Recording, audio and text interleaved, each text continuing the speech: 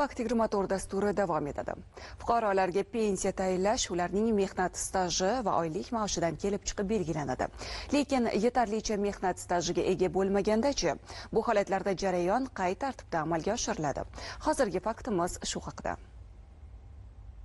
Amaldagi qonunchilikka muvofiq erkaklar 60 yoshga, ayollar 55 yoshga to'lganda va kamida 7 yillik mehnat stajiga ega bo'lsa, ularga yoshga doir pensiya tayinlanishi belgilab qo'yilgan. Xo'sh, talab etilgan mehnat stajiga ega bo'lmagan fuqarolarga ham pensiya tayinlanadimi va bu jarayon qay tartibda amalga oshiriladi? Fuqarolarimizda agar talab qilingan istajga ega bo'lmasalar, ijtimoiy qo'llab-quvvatlash maqsadida yoshga doir nafaqaga chiqishlari uchun 60 yoshdan ayollarimizga, 65 yoshdan erkaklarimiz chiqishlari mumkin.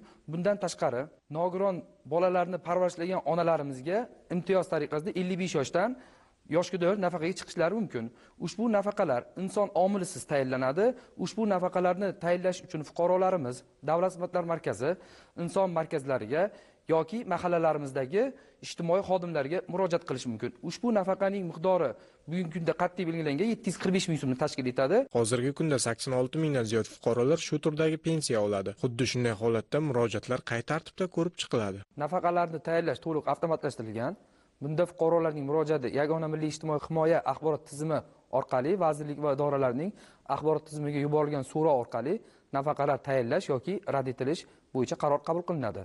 Bunda fuqarolarning nafaqalarini tayinlangan yoki rad etilganligi to'g'risida ma'lumotlar fuqarolarning mobil telefonlariga SMS orqali yuboriladi. Fuqaro tegishli yoshga yetmaganda yoki bo'lmasa pensiya jamg'armasi tomonidan pensiya tayinlangan holatlarda nafaqa tayinlash fuqarolarga rad etiladi. Ushbu tizim ijtimoiy adolat va fuqarolar farovonligini ta'minlashga qaratilganligi bilan bir qatorda pensiya tayinlash jarayonining shaffof va qulay bo'lishi imkonini ham beradi.